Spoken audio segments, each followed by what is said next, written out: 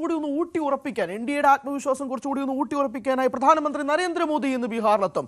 മുസഫർപൂരിലും ഛപ്രയിലുമാണ് മോദിയുടെ റാലി. എൻഡിഎയുടെ പ്രകടന പത്രികയും ഇന്ന് പുറത്തിറക്കും. രാകേഷ് ചേരുന്നുണ്ട് വിശദാംശങ്ങളുമായി. Rakesh, good morning. പ്രകടന പത്രിക ഇന്ന് പുറത്തിറക്കും. മഹാസഖ്യത്തിനെതിരെ എൻഡിഎ മുന്നോട്ട് വെക്കുന്നത് എന്തൊക്കെയായിരിക്കും പ്രകടന പത്രികയിൽ ഉണ്ടാകുന്ന വാഗ്ദാനങ്ങൾ? കാത്തിരിക്കുകയാണ് ബീഹാർ.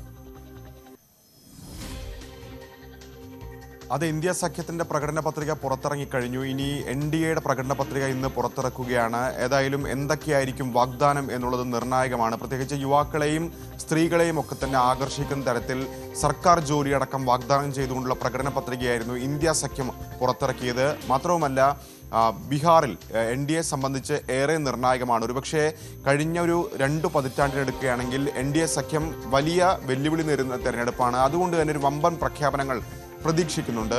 ഈ തെരഞ്ഞെടുപ്പിന് തൊട്ടു മുമ്പാണ് സ്ത്രീകളെ കയ്യിലെടുക്കുന്ന ചില പ്രഖ്യാപനങ്ങൾ സർക്കാർ നടത്തിയത്. പ്രധാനമന്ത്രി നരേന്ദ്രമോദി തന്നെയാണത് നടപ്പാക്കിയത്, ഉദ്ഘാടനം ചെയ്തത്. പ്രത്യേകിച്ച് 10,000 രൂപ അവരുടെ അക്കൗണ്ടിൽ, സ്വയം തൊഴിലിനായി അക്കൗണ്ടിൽ എത്തുന്ന പദ്ധതി, അതിൻ്റെ പണമൊക്കെ തന്നെ സ്ത്രീകളുടെ അക്കൗണ്ടുകളിൽ എത്തിക്കഴിഞ്ഞിരിക്കുന്നു. അത്തരം പ്രഖ്യാപനങ്ങൾ തെരഞ്ഞെടുപ്പിന് തൊട്ടു മുമ്പ് നടത്തിയതാണ് എൻഡിഎ. അതിന് സമാനമായ രീതിയിലുള്ള പ്രഖ്യാപനങ്ങൾ ഏതായാലും ഇന്നുണ്ടാകും, എൻഡിഎയുടെ പ്രകടന പത്രികയിൽ ഉണ്ടാകുമെന്ന കാര്യത്തിൽ സംശയമില്ല. പ്രത്യേകിച്ച് നിതീഷ് കുമാർ എല്ലാ കാലത്തും സദ്ഭരണം എന്നതിന് പേരുകെട്ട നേതൃത്വമാണ്. പക്ഷേ നിതീഷിന് ആരോഗ്യ പ്രശ്നങ്ങൾ ഇത്തവണയുണ്ട്. എങ്കിൽ പോലും സ്ത്രീ വോട്ടർമാർക്കും ഒപ്പം തന്നെ അടക്കമുള്ളവരിൽ വലിയ സ്വാധീനം നിതീഷിനുണ്ട്. അപ്പോൾ സ്ത്രീകളെ അടക്കം കയ്യിലെടുക്കുന്ന പ്രഖ്യാപനങ്ങൾ ഉണ്ടാകും എന്ന് തന്നെയാണ് പൊതുവെ വിലയിരുത്തപ്പെടുന്നത്.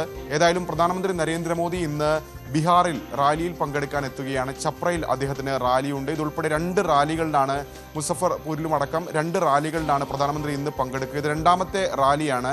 സമസ്തിപൂരിലാണ് ആദ്യ റാലി നടന്നത്. അന്ന് ആ റാലിയിലാണ് നിതീഷ് തന്നെയായിരിക്കും നയിക്കുക എന്ന സൂചന പ്രധാനമന്ത്രി നൽകിയത്. അന്ന് യഥാർത്ഥത്തിൽ നിതീഷിന്റെ ഭരണനാളുകളെ പുകഴ്ത്തിക്കൊണ്ടൊരു പ്രസംഗമാണ് പ്രധാനമന്ത്രി നടത്തിയത്. പ്രത്യേകിച്ച് 2005 മുമ്പ് ജംഗൾ രാജായിരുന്നു ബീഹാറെങ്കിൽ അവിടെ സദ്ഭരണം കൊണ്ടുവന്ന നിതീഷ് ആണെന്ന് പ്രധാനമന്ത്രി ആവർത്തിക്കുകയാണ് ചെയ്തത്. സമാനമായ രീതിയിൽ നിതീഷിന്റെ ഭരണനാളുകളിലെ നേട്ടങ്ങൾ എണ്ണിപ്പറഞ്ഞുകൊണ്ടും ലാലുവിൻ്റെയും റാബ്രിയുടെയും ഭരണനാളുകൾ ഓർമ്മിപ്പിച്ചുകൊണ്ടുള്ള പ്രചാരണത്തിലേക്ക് BJP കടക്കുകയാണ്. സമാനമായ രീതിയിലുള്ള പ്രതികരണങ്ങൾ അല്ലെങ്കിൽ പരാമർശങ്ങളൊക്കെ തന്നെ ഇന്നത്തെ റാലിയിലും പ്രധാനമന്ത്രിയുടെ ഭാഗത്തുണ്ടാകുമെന്ന കാര്യത്തിൽ സംശയമില്ല. ഏതായാലും പ്രധാനമന്ത്രി അന്ന് നിതീഷ് തന്നെയായിരിക്കും നയിക്കുക എന്ന സൂചന നൽകിയിരുന്നെങ്കിൽ ഇന്നലെ കേന്ദ്ര ആഭ്യന്തരമന്ത്രി അമിത്ഷാ അക്കാര്യം ഉറപ്പിച്ചു പറയുകയാണ് ചെയ്തത്. അതായത് കേന്ദ്രത്തിലും ബീഹാറിലും അധികാര പദവിയിലേക്ക് മുഖ്യമന്ത്രി കസേരയ്ക്കും ഒപ്പം തന്നെ പ്രധാനമന്ത്രി കസേരയ്ക്കും ഒഴിവില്ല എന്ന പ്രഖ്യാപനം നടത്തിക്കൊണ്ട് നിതീഷ് തന്നെയാണ് ഞങ്ങളുടെ നേതാവ്, നിതീഷ് തന്നെയാണ് നയിക്കുക എന്ന് പ്രഖ്യാപിക്കുകയാണ്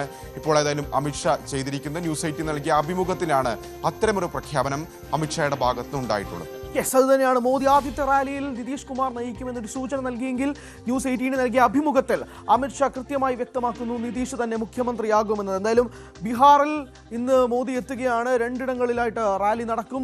മുസഫർപൂരിലും ഛപ്രയിലും മോദിയുടെ റാലി ഇന്നുണ്ടാകും. പ്രകടന പത്രികയും പുറത്തിറക്കും. എന്താണ് മഹാസഖ്യത്തിന് നേരെ എൻഡിഎ മുന്നോട്ട് വെക്കുന്ന കാര്യങ്ങൾ, പ്രത്യേകിച്ച് സ്ത്രീകളെയും കുട്ടികളെയും കയ്യിലെടുക്കാനുള്ള വാഗ്ദാനങ്ങൾ ആ പ്രകടന പത്രികയിൽ ഉണ്ടാകുമോ എന്ന് ഉറ്റുനോക്കുകയാണ് ബീഹാർ. രാകേഷാണ് വിവരങ്ങൾ നൽകിയത്.